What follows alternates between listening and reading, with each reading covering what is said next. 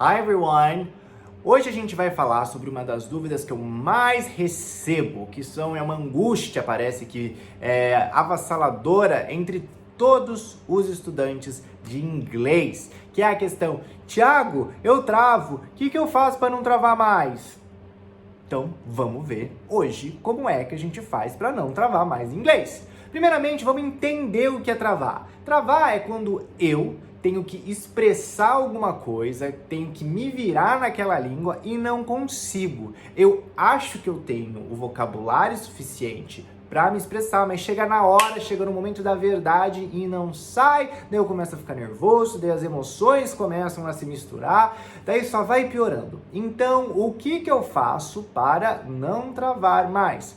Primeira coisa é você entender como é que funciona o aprendizado de uma língua. Parece difícil isso, né? Hoje em dia com a internet, com todo mundo vomitando conteúdo para você o tempo todo, falando de dicas, falando de formas, dando até coachings emocionais para você conseguir se desenvolver num idioma. Afinal de contas, qual que é o processo que eu tenho para aprender um idioma? Como é que eu faço isso? Como é que é aquele step by step, aquele passo a passo, né, para eu chegar no final e não travar? Porque o travar e o destravar é a última parte do inglês, né? A última parte de um idioma, quando você está ficando fluente, é o momento no qual você não trava mais. Você parou de travar e consegue se virar, você adquiriu a sua primeira fluência. Depois a gente vai ver que fluências existem em vários níveis, né? Existe o nível simples, que você se vira no cotidiano, depois você vai evoluindo para aspectos mais profundos e culturais daquela língua que você está estudando. A gente precisa entender, quando a gente está aprendendo um idioma, que existem fases, né, para a gente aprender. A gente precisa saber que a língua, ela tem um vocabulário que a gente adquire que se chama vocabulário passivo e vocabulário ativo.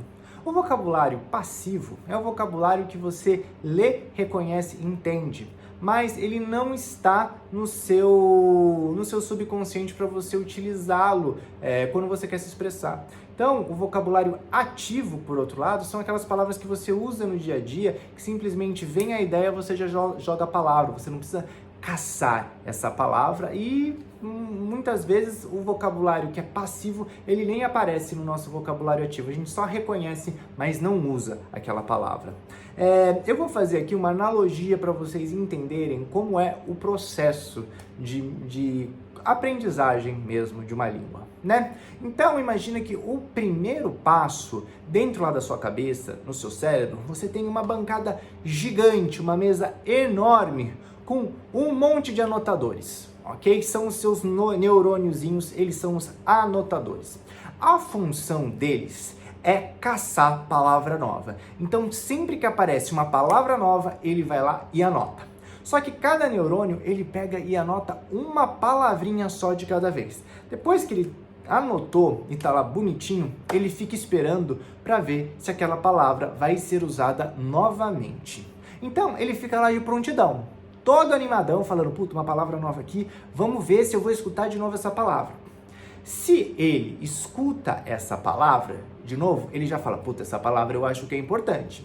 Depois ele escuta de novo, eu falo: puxa, vale a pena essa palavra. Depois ele escutou mais uma vez, num curto espaço de tempo, ele fala assim: quer saber? Essa palavra aqui vale a pena ter. Então ele pega essa palavra e manda para um outro setor do seu cérebro, para o neurônio secretária. Esse neurônio, ele tem um arquivo gigantesco no seu cérebro com um monte de pasta. Então daí ele tem ali pasta de comida, pasta de bebida, pasta de trabalho, pasta de lazer e por aí vai.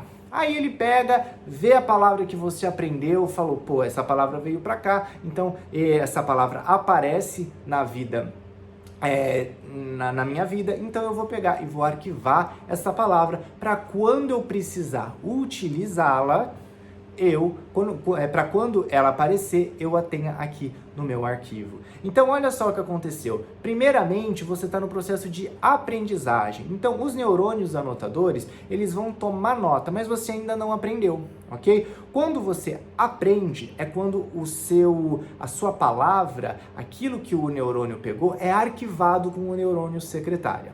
E o neurônio secretária fica lá na mesa dela. né? Então fica ali, tal, aparece aquela palavra, ela vai lá no arquivo, procura, né? Olha só, tem até um arquivo, os arquivos aqui. Então ela vem aqui, ela procura onde que tá a palavra, ela tira, fala assim,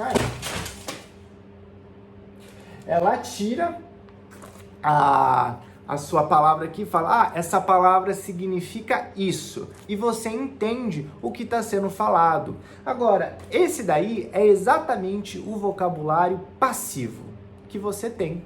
Por quê? Porque ele é demorado. Você só é tão demorado para o neurônio vir pegar, ler e falar o que é, que você pensa, puxa, eu não consigo usar isso daqui ainda, mas eu sei o que é, né? Então, eu entendo esse significado. Obviamente que isso daqui é feito em questão de micromilésimos de segundos, né? Mas é mais ou menos assim que você tem que entender o seu vocabulário passivo. Ele vai do processo de adquirir a palavra para o processo de memorização, que é isso daqui.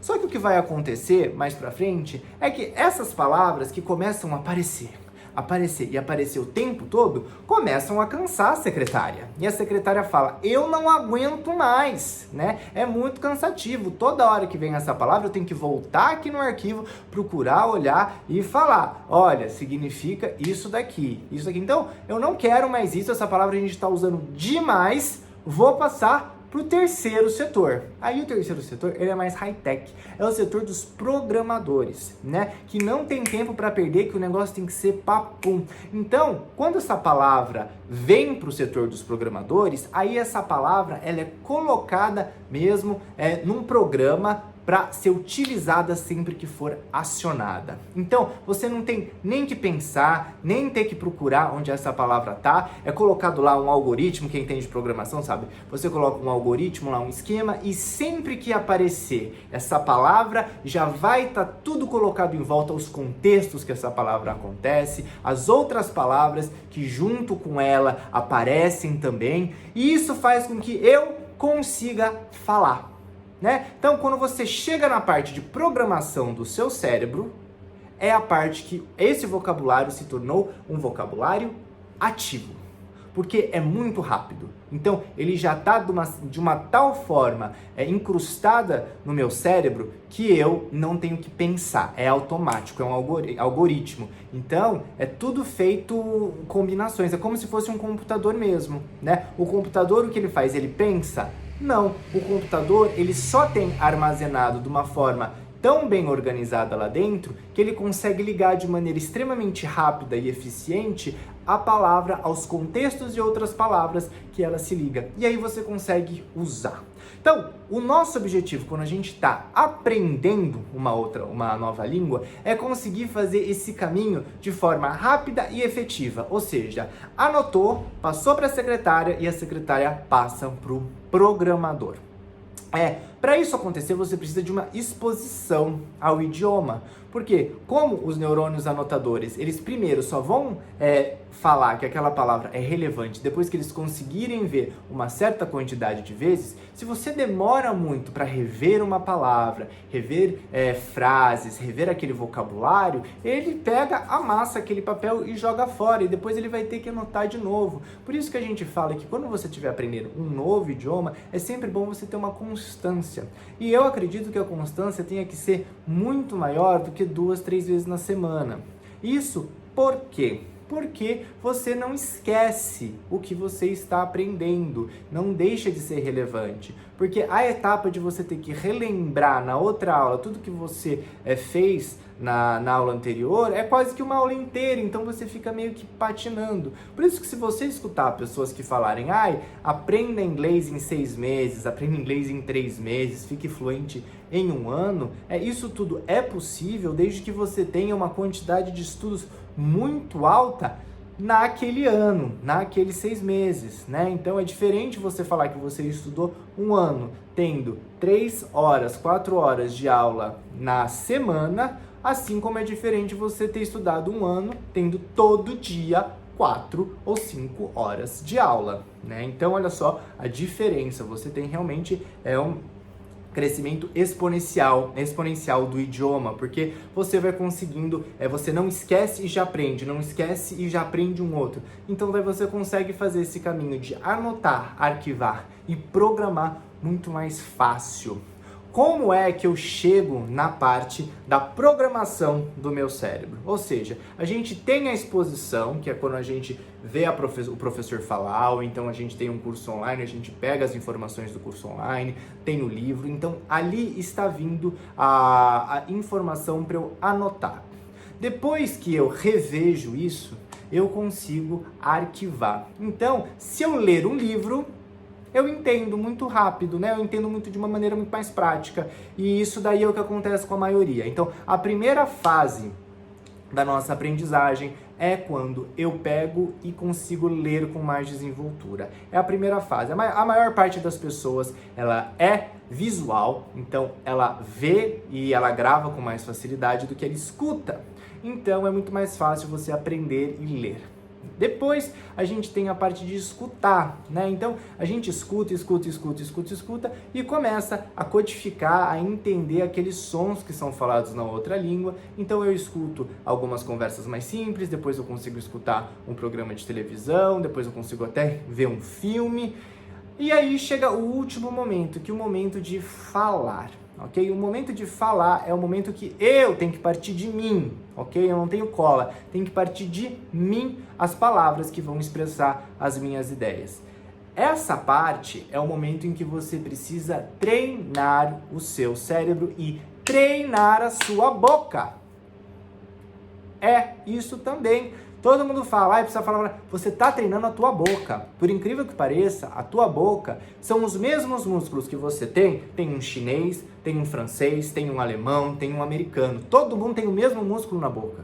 Todo mundo é capaz de fazer todos os mesmos sons. A diferença é que, como eu não estou habituado a mexer a boca dessa maneira, da mesma maneira que esses estrangeiros estão, os meus sons saem diferentes.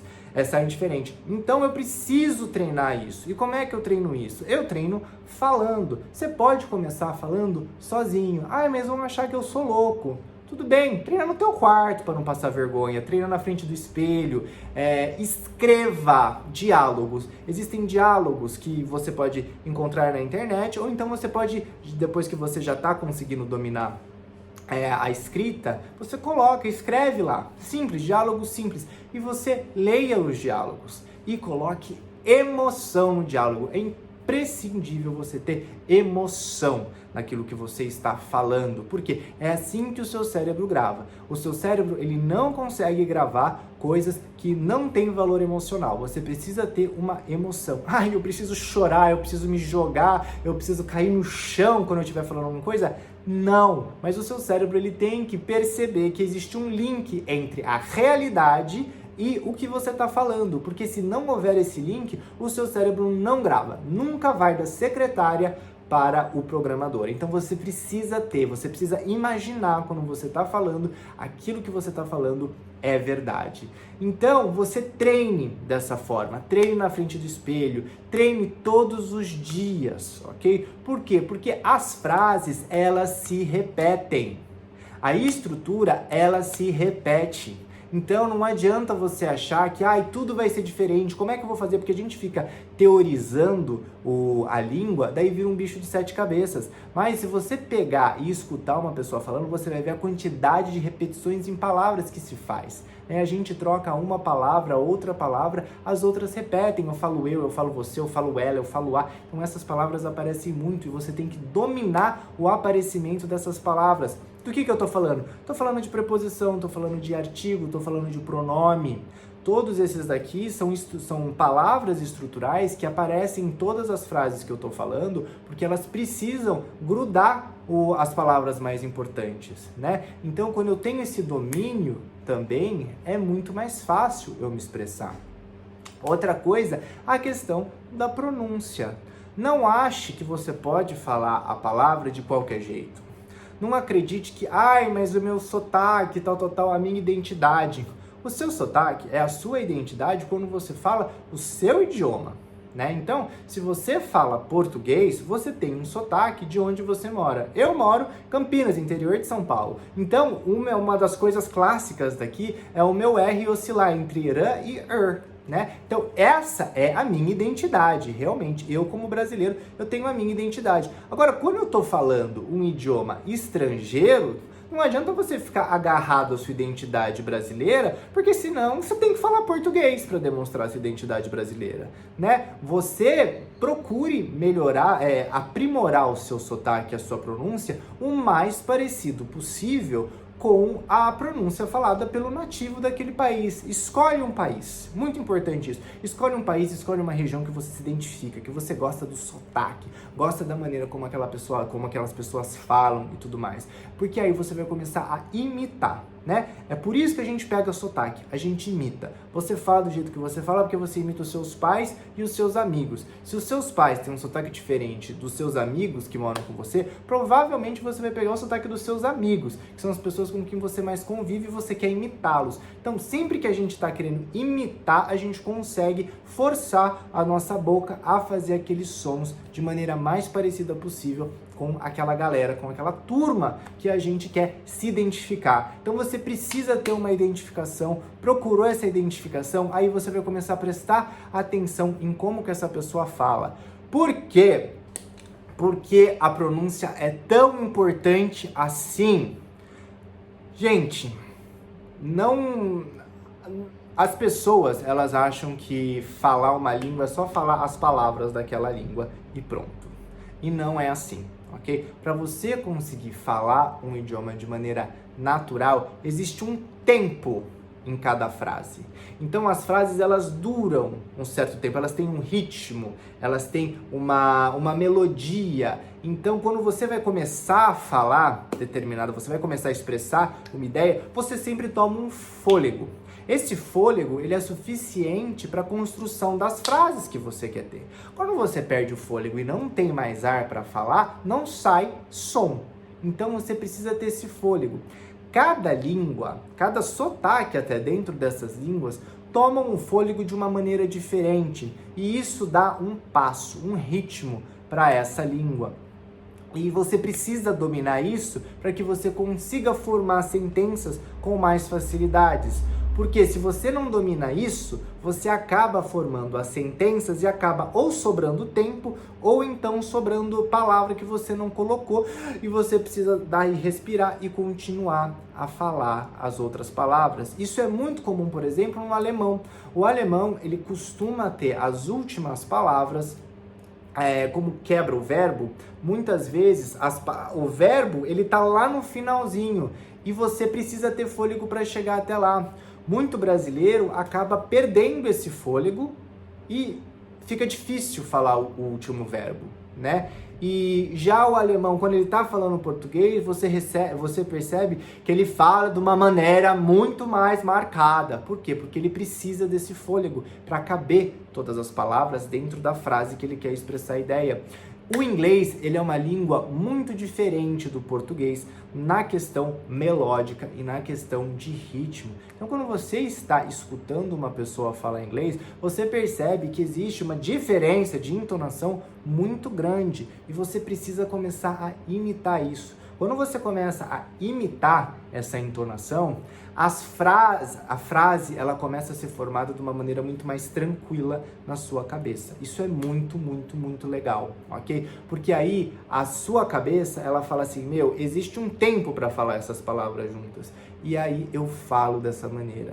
A maioria dos alunos faz o quê? Ela quer falar essas palavras no tempo do português. Isso daí cria uma dificuldade para a sua boca conseguir reproduzir esse som e o seu cérebro conseguir processar essa frase, que é uma das razões pela qual as pessoas travam, ok? Então, a minha dica para você que quer destravar o seu inglês é pratique, ok? Se não tem ninguém para praticar, pratique sozinho. escreva, como eu falei para você, parágrafos, ou então pegue parágrafos da internet, imagine você falando, quanto mais você imaginar, quanto mais você trouxer para a realidade na tua cabeça, tudo aquilo que você está falando, mais rápido você vai acabar armazenando isso na sua memória ativa, né? Outra coisa, procure um sotaque de uma região nativa onde se fala inglês e que você goste, que você se identifique e comece a imitar esse sotaque. Comece a imitar o ritmo, comece a imitar a pronúncia, para que você consiga falar como eles, porque se você não tiver uma base, um exemplo para você imitar, fica muito mais difícil, ok? Porque aqui no Brasil, a maioria das pessoas que falam inglês como segundo idioma, cada uma fala meio que de um jeito. O sotaque mesmo brasileiro para inglês, ele não é constante, ele tem várias variações, né? E essas variações, elas vão entre pessoas que estão muito longe do sotaque nativo para pessoas que estão muito perto do sotaque nativo. Então, como a gente aqui não tem uma bússola do inglês com sotaque brasileiro, é muito mais fácil você procurar um sotaque nativo para você se espelhar, ok? Bom, espero que vocês tenham pegado alguma coisa significante nesse vídeo, espero que vocês ponham em prática também. E praticar, praticar, praticar, porque depois que você aprende um idioma, cara, é quase impossível você esquecer, e as portas que abrem, tanto para a vida profissional como também para o seu pessoal, que eu acho, vou ser muito sincero para você, um idioma, ele faz muito mais diferença para o seu pessoal do que para o seu profissional. O profissional é uma consequência. O pessoal é muito gratificante, você vai abrir o seu horizonte, vai conseguir aprender muito mais coisas, vai ter acesso a muitas outras informações, acesso a muitas outras pessoas, e a vida fica muito mais interessante também. Então, muito obrigado pela sua atenção and see you in the next video.